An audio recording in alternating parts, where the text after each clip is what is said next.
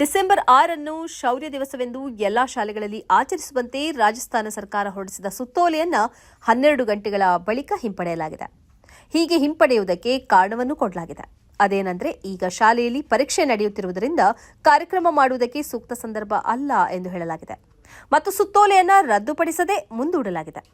परीक्षाएं हैं और परीक्षाओं में बच्चों का परीक्षा डिस्टर्ब होती, पढ़ाई ठीक तरह से नहीं कर पाते, इसलिए मैंने इसलिए ಈ ಸುತ್ತೋಲೆಯ ಪ್ರಕಾರ ವಿದ್ಯಾರ್ಥಿಗಳಲ್ಲಿ ಮತ್ತು ಸರ್ಕಾರಿ ಉದ್ಯೋಗಿಗಳಲ್ಲಿ ದೇಶಪ್ರೇಮವನ್ನು ಮೂಡಿಸುವುದು, ರಾಷ್ಟ್ರೀಯತೆ, ಧೈರ್ಯ, ಸಂಸ್ಕೃತಿ ಮೇಲೆ ಅಭಿಮಾನ ಮೂಡಿಸುವುದು ಮತ್ತು ರಾಷ್ಟ್ರೀಯ ಐಕ್ಯವನ್ನು ಪ್ರೋತ್ಸಾಹಿಸುವುದು ಎಂದು ಹೇಳಲಾಗಿದೆ.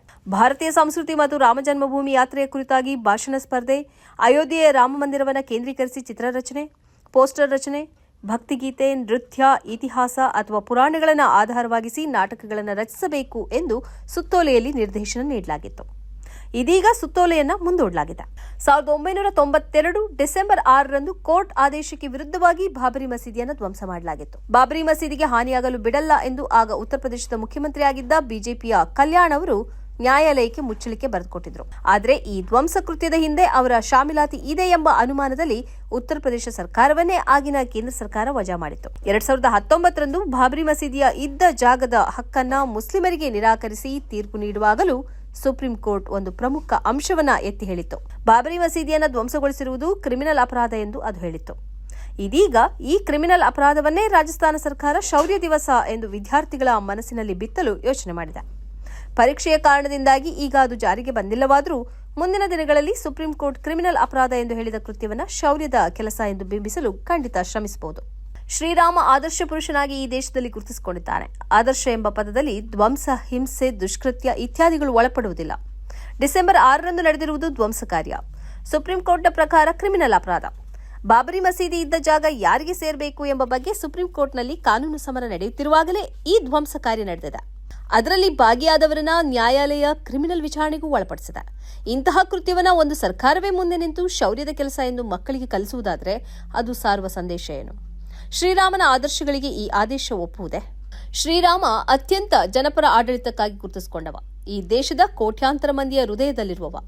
ಇಂತಹ ಘನ ವ್ಯಕ್ತಿತ್ವವನ್ನ ಒಂದು ದುಷ್ಕೃತ್ಯದ ಹಿನ್ನೆಲೆಯಲ್ಲಿ ನೆನಪಿಸಿಕೊಳ್ಳುವುದು ಎಷ್ಟು ಸರಿ? ಧ್ವಂಸ ಕಾರ್ಯದ ಹಿನ್ನೆಲೆಯಲ್ಲಿ ಮಕ್ಕಳಿಗೆ ಶ್ರೀರಾಮನನ್ನ ನೆನಪಿಸುವುದರಿಂದ ಮಕ್ಕಳ ಮನಸ್ಸಲ್ಲಿ ಯಾವ ಭಾವನೆ ಮೂಡಬಹುದು? ಶ್ರೀರಾಮನನ್ನ ಸ್ಮರಿಸಿಕೊಳ್ಳುವುದಕ್ಕೆ ಈ ದೇಶದಲ್ಲಿ ಅನೇಕ ಸಂದರ್ಭಗಳಿವೆ. ಅದರಲ್ಲಿ ರಾಮನವಮಿಯೂ ಒಂದು. ಇಂತಹ ಸಂದರ್ಭಗಳಲ್ಲಿ ಶ್ರೀರಾಮನ ಆದರ್ಶಗಳನ್ನು ಸ್ಮರಿಸುವುದಕ್ಕೆ ಕಾರ್ಯಕ್ರಮಗಳನ್ನು ಏರ್ಪಡಿಸುವ ಬದಲು ಕಾನೂನು ಬಾಹಿರ ಕೃತ್ಯವನ್ನು ಎಸಗಿದ್ದ ದಿನವನ್ನ ಶೌರ್ಯ ದಿವಸ ಎಂದು ಹೇಳಿ ಅದರ ನೆಪದಲ್ಲಿ ಮಕ್ಕಳಿಗೆ ಕಾರ್ಯಕ್ರಮವನ್ನು ಆಯೋಜಿಸುವುದೆಂದರೆ ಅದು ಶ್ರೀರಾಮನ ಆದರ್ಶಗಳಿಗೆ ವಿರುದ್ಧ ಅಲ್ಲವೇ? ರಾಜಸ್ಥಾನ ಸರ್ಕಾರದ ನಡೆ ಮಕ್ಕಳಲ್ಲಿ ಶ್ರೀರಾಮನನ್ನ ನೆನಪಿಸುವುದಕ್ಕಿಂತ ಹಿಂದೂ ಮುಸ್ಲಿಂ ಆಗಿ ಸಮಾಜವನ್ನು ಒಡೆಯುವ ದುರುದ್ದೇಶವೇ ಇದೆ ಅನ್ನುವುದು ಗೊತ್ತಾಗುತ್ತದೆ. ಇಲ್ಲದಿದ್ದರೆ ಬಾಬರಿ ಮಸೀದಿಯನ್ನು ಒಡೆದ ದಿನವನ್ನೇ ಶೌರ್ಯ ದಿವಸವಾಗಿ ಅದು ಆಚರಿಸಲು ಸಾಧ್ಯವೇ ಇರಲಿಲ್ಲ. ನ್ಯಾಯಾಲಯವೇ ಕ್ರಿಮಿನಲ್ ಕೃತ್ಯ ಎಂದು ಹೇಳಿದ್ದನ್ನ ಸರ್ಕಾರ ಒಂದು ಶೌರ್ಯದ ಕೃತ್ಯ ಎಂದು ಹೇಳಲು ಹೊರಟಿರುವುದು ಈ ದೇಶದ ಕಾನೂನಿಗೆ ಬಗೆಯುವ ದ್ರೋಹ, ಶ್ರೀರಾಮನ ಆದರ್ಶಗಳಿಗೆ ಮಾಡುವ ಅವಮಾನ. ಇದನ್ನ ಸರ್ವ ಶ್ರೀರಾಮ ಭಕ್ತರು ವಿರೋಧಿಸಬೇಕು. ರಾಮನ ಆದರ್ಶಗಳಿಗೆ ಕಳಂಕ ತರುವಂತೆ ಡಿಸೆಂಬರ್ 6 ವೈಭವೀಕರಿಸುವುದಕ್ಕೆ ಅವಕಾಶ ಕೊಡಬಾರದು.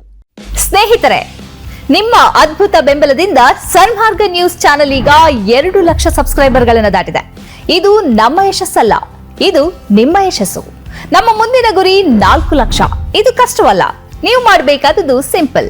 ನೀವು ಸನ್ಮಾರ್ಗ ನ್ಯೂಸ್ ಚಾನೆಲ್ ವಿಡಿಯೋವನ್ನ ನಿಮ್ಮ ಸ್ನೇಹಿತರಿಗೆ, ಕುಟುಂಬದವರೊಂದಿಗೆ ಹಂಚಿಕೊಳ್ಳಿ ಮತ್ತು ಅವರಲ್ಲೂ ಸಬ್ಸ್ಕ್ರೈಬ್ ಮಾಡಲು ಹೇಳಿ.